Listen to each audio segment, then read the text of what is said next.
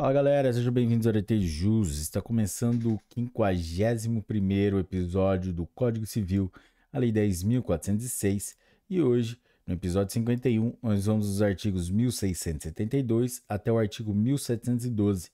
Mas antes de começarmos, não se esqueça de se inscrever no canal, deixar o seu like, ativar o sininho e compartilhar com seus melhores amigos. Vamos lá? Capítulo 5 do Regime de Participação Final nos Aquestos. Artigo 1672. No regime de participação final nos aquestos, cada cônjuge possui patrimônio próprio, consoante o disposto no artigo seguinte. Ele cabe, à época da dissolução da sociedade conjugal, direito à metade dos bens adquiridos pelo casal, a título oneroso, na constância do casamento. Artigo 1673. Integram o patrimônio próprio os bens que cada cônjuge possuía ao casar e os por ele adquiridos, a qualquer título, na constância do casamento. Parágrafo único. A administração desses bens é exclusiva de cada cônjuge, que os poderá livremente alienar, se forem móveis. Artigo 1674.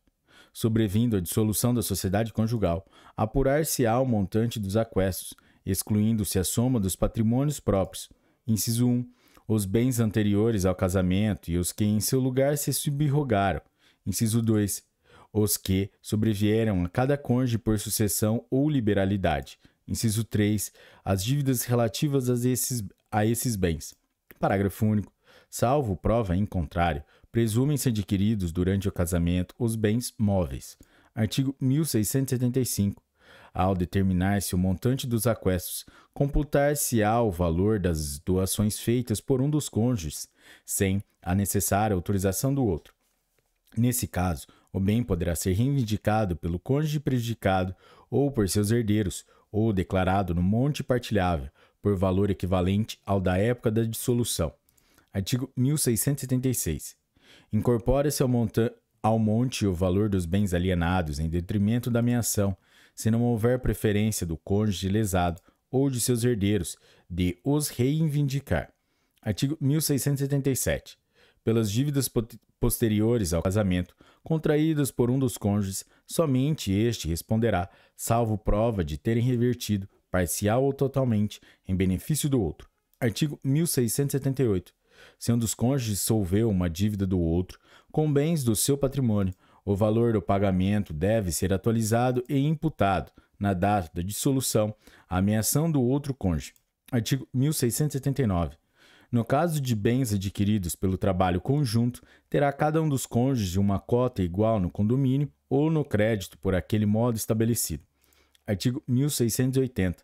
As coisas móveis, em face de terceiros, presumem-se do domínio do cônjuge devedor, salvo se o bem for de uso pessoal do outro. Artigo 1681. Os bens imóveis são de propriedade do cônjuge cujo nome constar no registro. Parágrafo único. Impugnada a titularidade, caberá ao cônjuge proprietário provar a aquisição regular dos bens. Artigo 1682. O direito à meação não é renunciável, cessível ou penhorável, na vigência do regime matrimonial. Artigo 1683. Na dissolução do regime de bens por separação judicial ou por divórcio, verificar-se-á o montante dos aquestos à data em que cessou a convivência. Artigo 1684. Se não for possível nem conveniente a divisão de todos os bens em natureza, calcular-se-á o valor de alguns ou de todos para reposição em dinheiro ao cônjuge não proprietário. Parágrafo único. Não se podendo realizar a reposição em dinheiro, serão avaliados e, mediante autorização judicial, alienados tantos bens quantos bastarem. Artigo 1685. Na dissolução da sociedade conjugal por morte, verificar-se-á a ameação do cônjuge sobrevivente de conformidade com os artigos antecedentes, deferindo-se a herança aos herdeiros na forma estabelecida neste Código. Artigo 1686. As dívidas de um dos cônjuges, quando superiores à sua ameação, não obrigam ao outro ou a seus herdeiros. Capítulo 6 do Regime de Separação de Bens. Artigo 1687. Estipulada a separação de bens, estes permanecerão sob a administração exclusiva de cada um dos cônjuges, que os poderá livremente alienar ou gravar de ônus real. Artigo 1688. Ambos os cônjuges são obrigados a contribuir para as despesas do casal na proporção dos rendimentos de seu trabalho e de seus bens, salvo estipulação em contrário no pacto antinupcial. Subtítulo 2. Do usufruto e da administração dos bens de filhos menores. Artigo 1689. O pai e a mãe, enquanto no exercício do poder familiar. Inciso 1. São usufrutuários dos bens dos filhos. Inciso 2. Têm a administração dos bens dos filhos menores sob sua autoridade. Artigo 1690. Compete aos pais, e na falta de um deles ao outro, com exclusividade, representar os filhos menores de 16 anos, bem como assisti-los até completarem a maioridade ou serem emancipados. Parágrafo único. Os pais devem decidir em comum as questões relativas aos filhos e a seus bens. Havendo divergência, poderá qualquer deles recorrer ao juiz para a solução necessária. Artigo 1691. Não podem os pais alienar ou gravar de ônus real os imóveis dos filhos, nem contrair, em nome deles, obrigações que ultrapassem os limites da simples administração, salvo por necessidade ou evidente interesse da prole, mediante prévia autorização do juiz. Parágrafo único. Podem pleitear a declaração de nulidade dos atos previstos neste artigo. Inciso 1. Os filhos. Inciso 2. Os herdeiros. Inciso 3. O representante legal. Artigo 1692. Sempre que no exercício do poder familiar colidir o interesse dos pais com o do filho, a requerimento deste ou do Ministério Público, o juiz lhe dará curador especial. Artigo 1693. Excluem-se do usufruto e da administração dos pais. Inciso 1. Os bens adquiridos pelo filho havido fora do casamento, antes do reconhecimento. Inciso 2. Os valores auferidos pelo filho maior de 16 anos no exercício de atividade profissional e os bens com tais recursos adquiridos. Inciso 3. Os bens deixados ou doados ao filho, sob a condição de não serem usufruídos ou administrados pelos pais. Inciso 4.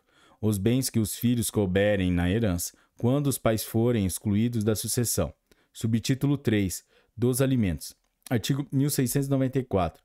Podem os parentes, os cônjuges ou companheiros pedir uns aos outros os alimentos de que necessitem para viver de modo compatível com a sua condição social, inclusive para atender às necessidades de sua educação. Parágrafo 1º. Os alimentos devem ser fixados na proporção das necessidades do reclamante e dos recursos da pessoa obrigada. Parágrafo 2º. Os alimentos serão apenas os indispensáveis à subsistência, quando a situação de necessidade resultar de culpa de quem os pleiteia. Artigo 1695. São devidos os alimentos quando que os pretende não tem bens suficientes, nem pode prover, pelo seu trabalho, a própria mantença e aquele de quem se reclamam, pode fornecê-los sem desfalque do necessário ao seu sustento. Artigo 1696. O direito à prestação de alimentos é recíproco entre pais e filhos, extensivo a todos os ascendentes, recaindo a obrigação nos mais próximos em grau, uns em falta de outros. Artigo 1697. Na falta dos ascendentes, cabe a obrigação aos descendentes, guardada a ordem de sucessão, e, faltando estes, aos irmãos, assim germanos como unilaterais. Artigo 1698. Se o parente, que deve alimentos em primeiro lugar, não estiver em condições de suportar totalmente o encargo, serão chamados a concorrer os de grau imediato. Sendo várias as pessoas obrigadas a prestar alimentos, todas devem concorrer na proporção dos respectivos recursos e, intentada, ação contra uma delas. Poderão as demais ser chamadas a integrar a lide. Artigo 1699. Se, fixados os alimentos, sobrevier mudança na situação financeira de quem os supre ou na de quem os recebe, poderá o interessado reclamar ao juiz, conforme as circunstâncias, exoneração, redução ou majoração do encargo. Artigo 1700. A obrigação de prestar alimentos transmite-se aos herdeiros do devedor, na forma do artigo 1694. Artigo 1701. A pessoa obrigada a suprir alimentos poderá pensionar o alimentando, ou dar-lhe hospedagem e sustento, sem prejuízo do dever de prestar o necessário à sua educação, quando menor. Parágrafo único. Compete ao juiz, se as circunstâncias o exigirem, fixar a forma do cumprimento da prestação. Artigo 1702. Na separação judicial litigiosa, sendo um dos cônjuges inocente, desprovido de recursos, prestar-lhe ao outro a pensão alimentícia que o juiz fixar, obedecidos os critérios estabelecidos no artigo 1694. Artigo 1703. Para a manutenção dos filhos, os cônjuges separados judicialmente contribuirão na proporção de seus recursos. Artigo 1704. Se um dos cônjuges separados judicialmente vier a necessitar de alimentos, será o outro obrigado a prestá-los, mediante pensão a ser fixada pelo juiz, caso não tenha sido declarado culpado na ação de separação judicial. Parágrafo único. Se o cônjuge declarado culpado vier a necessitar de alimentos e não tiver parentes em condições de prestá-los, nem aptidão para o trabalho, o outro cônjuge será obrigado a assegurá-los, fixando o juiz o valor indispensável à sobrevivência. Artigo 1705. Para obter alimentos, o filho havido fora do casamento pode acionar o genitor, sendo facultado ao juiz determinar, a pedido de qualquer das partes, que a ação se processe em segredo de justiça. Artigo 1706. Os alimentos provisionais serão fixados pelo juiz nos termos da lei processual. Artigo 1707. Pode o credor não exercer, porém lhe é vedado renunciar o direito a alimentos, sendo o respectivo crédito insuscetível de cessão, compensação ou penhora. Artigo 1708. Com o casamento, a união estável ou o concubinato do credor cessa o dever de prestar alimentos. Parágrafo único. Com relação ao credor, cessa também o direito a alimentos, se tiver procedimento indigno em relação ao devedor. Artigo 1709. O novo casamento do cônjuge devedor não extingue a obrigação constante da sentença de divórcio. Artigo 1710. As prestações alimentícias, de qualquer natureza, serão atualizadas segundo o índice oficial regularmente estabelecido. Subtítulo 4 do Bem de Família. Artigo 1711. Podem os cônjuges ou a entidade familiar, mediante escritura pública ou testamento, destinar parte de seu patrimônio para instituir bem de família, desde que não ultrapasse 1/3 do patrimônio líquido existente ao tempo da instituição, mantidas as regras sobre empenhorabilidade do imóvel residencial estabelecida em lei especial. Parágrafo único. O terceiro poderá igualmente instituir bem de família por testamento ou doação, dependendo a eficácia do ato da aceitação expressa de ambos os cônjuges beneficiados ou da entidade familiar beneficiada. Artigo 1712. O bem de família consistirá em prédio residencial, urbano ou rural, com suas pertences e acessórios, destinando-se em ambos os casos ao domicílio familiar e poderá abranger valores mobiliários, cuja renda será aplicada na conservação do imóvel e no sustento da família. Galera, é isso aí. Esse foi o episódio de número 51 do Código Civil, a Lei 10.406. Se você chegou até aqui e curtiu esse episódio, deixe o seu like, se inscreva no canal e compartilhe com seus melhores amigos. Galera, é isso aí. Até a próxima. Bons estudos. Tchau!